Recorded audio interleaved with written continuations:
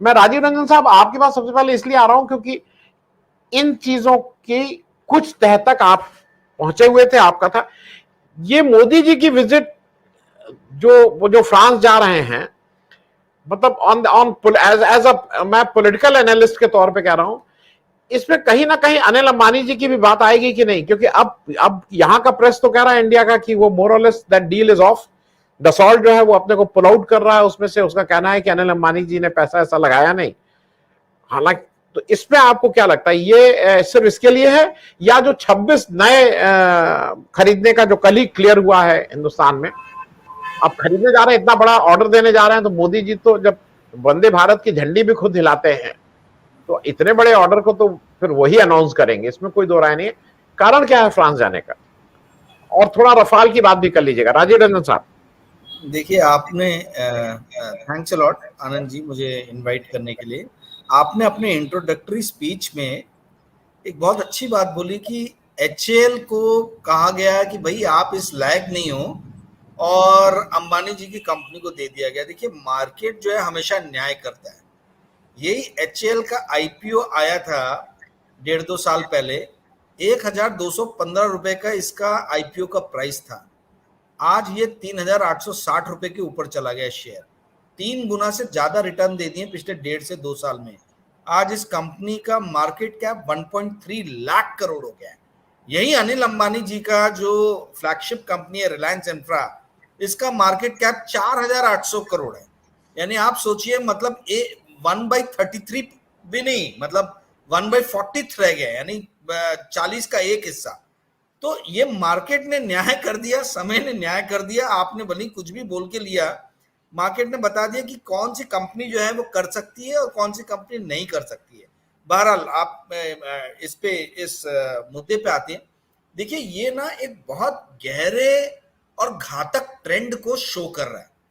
आप इस चीज को समझिए कि एक तरफ कहा जा रहा है कि सरकार से सरकार की डील है, वहीं जैसे मतलब भूतपूर्व राष्ट्रपति फ्रांस के जब उन्होंने बोला, फ्रैंकोइस ओलांद ने, कि ये तो हमको कोई चॉइस ही नहीं दिया गया था, हमको बोला गया था कि आप अनिल अंबानी को रखिए, तो तुरंत भारत सरकार से स्पष्टीकरण आया कि ये तो एक प्राइवेट कंपनी है, प्राइवेट कंपनी की डील है। डसॉल्ट ने अगर अनिल अंबानी की कंपनी को चूज किया तो हम क्या कर सकते हैं? तो ये तो बढ़िया खेल चल रहा है।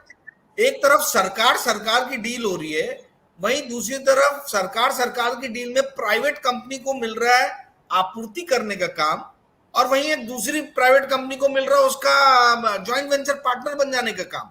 और बिना दोनों ही सरकारों के इसमें संलग्न हुए ये बात हजम नहीं होती। देखिए, जो डेंजरस ट्रेंड जो डेवलप हो रहा है वो क्या हो रहा है, ये सिर्फ फ्रांस के राष्ट्रपति ने नहीं ये बात कही, ऐसी ही कुछ बातें हमको श्रीलंका में भी सुनने को आई है कि कोई ऑप्शन नहीं दिया गया और हमें कहा गया कि आप जो है ये पोर्ट का काम अदानी जी को दे दीजिए। ऐसी ही कुछ बात बांग्लादेश से भी सुनने में आई कि भाई आप जो है ये काम अदानी जी को दे दीजिए, हम चूंकि अदानी जी मोदी जी को नाराज नहीं कर सकते थे, तो हमने उठा के उनको ये काम दे दिया। तो ये हर अलग अलग देश से इस तरीके की बातें क्यों आ रही है? एक देश से यदि ये बात आती तो समझ में आता कि कोई राजनीतिक साजिश है। एक जगह नहीं, दूसरी जगह नहीं, तीसरी जगह नहीं, हर अलग अलग राष्ट्रों से ये बात उठ के आ रही है कि हमें कोई ऑप्शन नहीं दिया जा रहा है। भारत सरकार से हमें बताया जा रहा है कि यदि इंडिया में कोई काम करना है, या इंडिया में कोई ठेका देना है, या किसी भी तरीके के बिजनेस वेंचर में एंटर करना है, तो जो नाम आपको मुखिया जो भारत सरकार के शीर्ष पे बैठे हुए हैं, वो जो आपको ऑप्शन देंगे, आपको झक मार के वो करना पड़ेगा। आपके पास कोई और ऑप्शन नहीं है। और जब भारत सरकार से स्पष्टीकरण मांगा जाता है तो आप बोलते हो कि भाई ये तो प्राइवेट कंपनी है और प्राइवेट कंपनी का जेवी है, या दूसरे देश की सरकार ने इंडियन कंपनी प्राइवेट कंपनी काम दिया, तो हम क्या कर सकते हैं? ये एक बहुत ही ज्यादा डेंजरस ट्रेंड प्रेसिडेंट सेट कर रहा है, पहली चीज। दूसरी चीज, आप ट्रांसपेरेंसी कोई रख नहीं रहे हो। आपसे डॉक्यूमेंट मांगे जा रहे हैं, आप डॉक्यूमेंट्स नहीं दे रहे हो, आप चीजों को छुपा रहे हो। तो जब आप कोई स्पष्टीकरण ही नहीं दे रहे हो और दूसरी तरफ आप चिल्ला चिल्ला के बोलो कि नहीं नहीं everything is fair, all is well, all is well, everything is fair, पर हम आपको कोई जानकारी नहीं देंगे, हम देंगे तो बंद लिफाफे में देंगे, और वो भी सुप्रीम कोर्ट को, तो भाई हम कैसे मान ले ऑल इज वेल? और सारी चीजें फेयर हैं। देखिए, एक समझने वाली बात यह है कि किसी भी राष्ट्र में उस राष्ट्र के जो पॉलिटिकल इंस्टीट्यूशंस है वो डिसाइड करते हैं कि राष्ट्र के अंदर में किस तरीके का विकास होगा, विकास का मॉडल कैसा होगा। पर ये पॉलिटिकल इंस्टीट्यूशंस को कंट्रोल करने के लिए जो दो सबसे महत्वपूर्ण चीज है वो है मीडिया और दूसरा है अपोजिशन पार्टी। अब मैं ये जानना चाहता हूं कि क्या आज भारत में मीडिया इतना सशक्त रह गया है कि वो इनके बिहेवियर को इन्फ्लुएंस करें, इनको एक प्रस्थापित मतलब इनको सच्चाई और एक ट्रांसपेरेंट वे में काम करने के लिए विवश करें, या अपोजिशन पार्टीज इतनी स्ट्रांग रह गई है क्या? ये देखिए, क्विड प्रो को का सीधा सीधा मामला है। हमारे शीर्ष पे बैठे हुए मुखिया जो हैं वो अपने कुछ चंद गुजराती दोस्तों को कॉन्ट्रैक्ट दिलाते हैं बाहर से।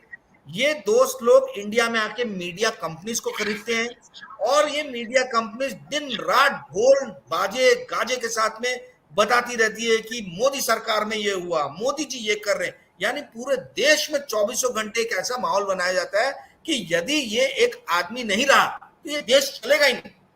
देश मतलब खंडित हो जाएगा। देश का विकास का मॉडल खंडित हो जाएगा। देश कहीं आगे जा नहीं पाएगा।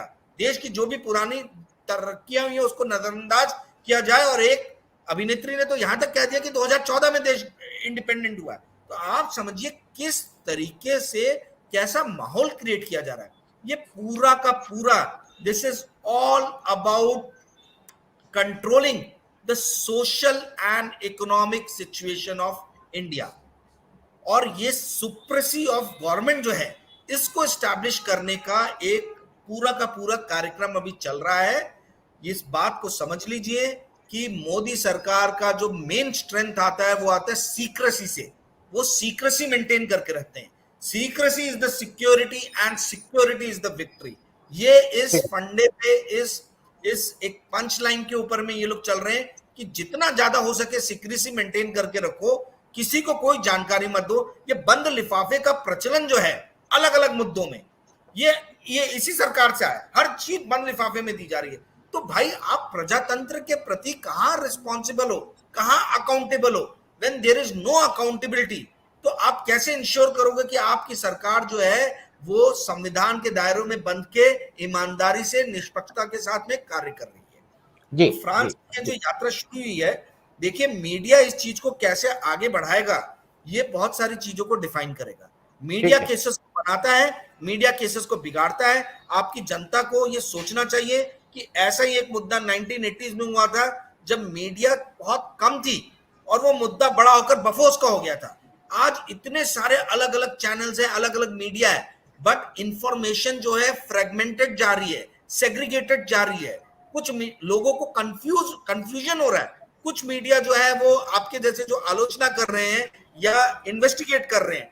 90% मीडिया जो है बोल रहे कुछ भी गलत नहीं है।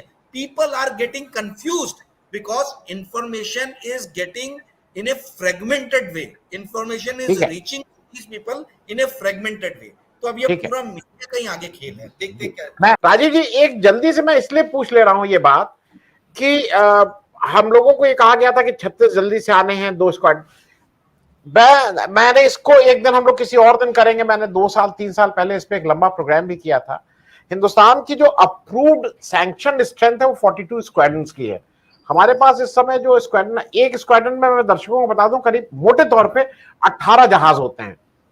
हमारे पास अभी जो इस समय वो शायद 30 या 31 हैं। हम already we are short of 12-13। और आने वाले समय में जिस रफ्तार से हम कर रहे हैं, जो 26 खरीदे गए हैं ये एयरफोर्स से बाहर के, ये नेवल के लिए खरीदे जा रहे हैं, ये एयरफोर्स की इन्वेंट्री में नहीं आएंगे।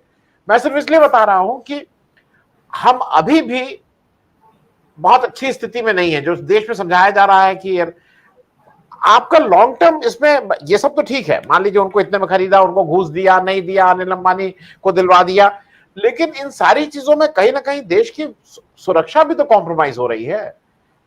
We are not prepared. मैं आज मेरे कोई दर्शक कह रहे थे कि आपने किसी उनको नहीं बुलाया, डिफेंस एक्सपर्ट को। मैंने जानबूझ के नहीं बुलाया था क्योंकि ये सारे पॉलिटिकल क्वेश्चंस हैं। आप बताइएगा नहीं देश को कि इतने की जरूरत है। जल्दी से इस पे करके फिर आपको निकलना है कि the balance between politics and defence. हम सारी चीजों को पॉलिटिक्स पे कर रहे हैं, भाग के फ्रांस जा रहे हैं किसी को बचाने के लिए, जैसा इंप्रेशन जा रहा है इस समय। और मैं एक चीज राजीव जी और कह दूं, आपने जो एक चीज कही ना एचएएल की, एचएएल का शेयर का आईपीओ 1200 में आया और आज 3800 है। और इन भाई साहब ने एक आईपीओ एलआईसी का ले आए थे 950 या कितने में, 600 है। इन्हीं की हरकत, दूसरे दोस्त की वजह से। वो तो उसमें कितने हमारे आपके कितने घर वाले उसमें गाली दे रहे हैं कि एलआईसी का आईपीओ में सब छोटी मोटी कमाई वाले ने लगाया था। तो वो भी मैंने कहा आपको बता दूं। मैं जरा ये कह रहा हूं कि डिफेंस पॉलिसी का व्हाइट पेपर कब आएगा, डिफेंस पॉलिसी के ऊपर कब आएगा। हम लोग बहुत पैसा भी खर्च कर रहे हैं, ऐसा नहीं कि पैसा नहीं खर्च कर रहे हैं। Rajiv Ranjan ji. Thanks a lot Anand ji. Himanshu, thank you यार for giving me an opportunity. देखिए, दो चीजें आपके क्वेश्चन में जो मुझे समझ में आया है, दो मेन मुद्दे हैं। एक ये है कि भाई पॉलिटिक्स और डिफेंस, ये दोनों का सम्मिश्रण हो रहा है, और देश के डिफेंस को किसी भी तरीके का खतरा है क्या आगे आने वाले दिनों में? क्या पॉलिटिकल ब्रास ठीक से काम कर रहा है? तो देखिए, आपने एकदम सही जायज सवाल उठाया, क्योंकि 1960s के बाइसन, मिग बाइसन हो गए, मिग को धीरे धीरे पूरा रिप्लेस करना है। ओके, आज की डेट में सुखोई जो है, मेरे ख्याल से वो हमारा बैकबोन है इंडियन एयरफोर्स का, और शायद उसी के सबसे ज्यादा स्क्वाड्रन हो जाएंगे यदि आप मिग को निकाल दे तो काफी बड़ा है। सुखोई के अलावा हम मिराज को इसको अपना रफेल को बिल्ड कर रहे हैं धीरे धीरे। ओके, अब सवाल ये उठता है, देखिए डिफेंस का नेचर और स्ट्रक्चर बहुत चेंज हो गया है। आज देखिए आप, यूएसए में, चाइना में स्पेस कमांड हो गया है। अब वो समय नहीं रहा कि हवाई जहाज उड़ा के आप बमबारी कर रहे हो, ये कर रहे हो। स्पेस कमांड है, आपका प्लेन उड़ेगा, स्पेस से पहले प्लेन को शूट आउट कर दिया जाएगा। नहीं, स्पेस कमांड बन गया है। क्या इंडिया में स्पेस कमांड बना है? ये आज की डेट में इंडिया की जो सबसे बड़ी जो जरूरत है वो है इंडियन स्पेस कमांड की, चाहे वो एयरफोर्स में रखे, चाहे वो उसका स्ट्रक्चर जैसे भी करना हो वो करे, but we don't have space command.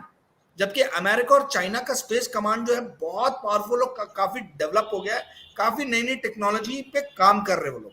तो rather than spending money on traditional things, I guess कि इनको उधर खर्च करना चाहिए। और जहां तक आप बोल रहे हो डिफेंस एनालिस्ट को बुलाने के लिए, देखिए कोई भी डिफेंस एनालिस्ट किसी भी देश का अपने पॉलिटिकल रिजीम के अगेंस्ट में जो रूलिंग है कभी बात नहीं करेगा।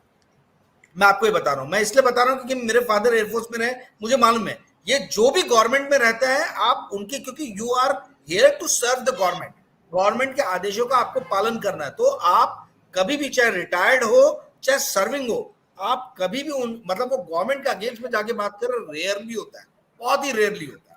तो वहां से आपको सही इंफॉर्मेशन और पूरी इंफॉर्मेशन शायद ना मिले यदि बताना भी चाहे हो तो। दूसरी, देखिए ये पूरा का पूरा जो ट्रेंड है, ये एक बहुत ही खतरनाक पैटर्न को बता रहा है इस सरकार की। और वो पैटर्न जो है वो ये है कि डिफेंस से रिलेटेड जब भी कुछ मामला आता है, तो ये जो भी उसके ऊपर में क्वेश्चन करता है, ये उसी के ऊपर में टर्न कर देते हैं।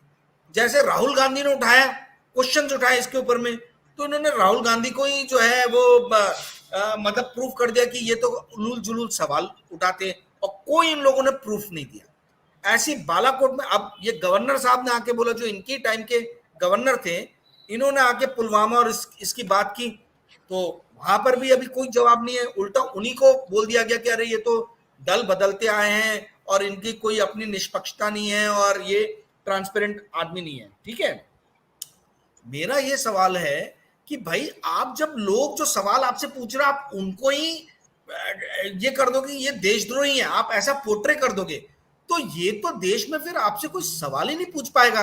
और लोगों को भी ये समझने की जरूरत है कि you don't have to agree with your government to be called patriot.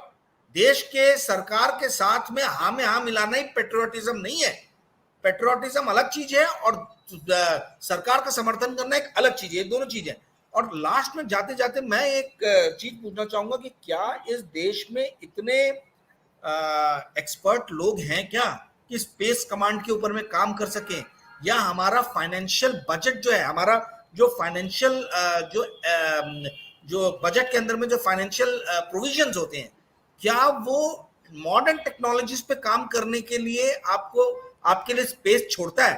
44% जो है डिफेंस का बजट वो पेंशन और सैलरीज देने में चला जाता है।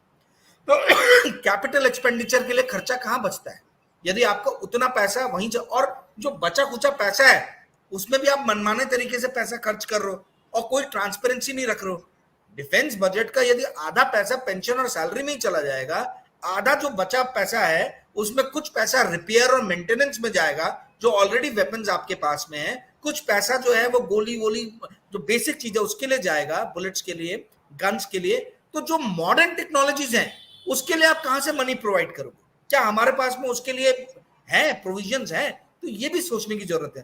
तो देखिए काफी सारी बातें हैं, पर मूल बिंदु जो मोदी गवर्नमेंट को लेके जो ये है कि वो ट्रांसपेरेंसी में बिलीव नहीं करते हैं।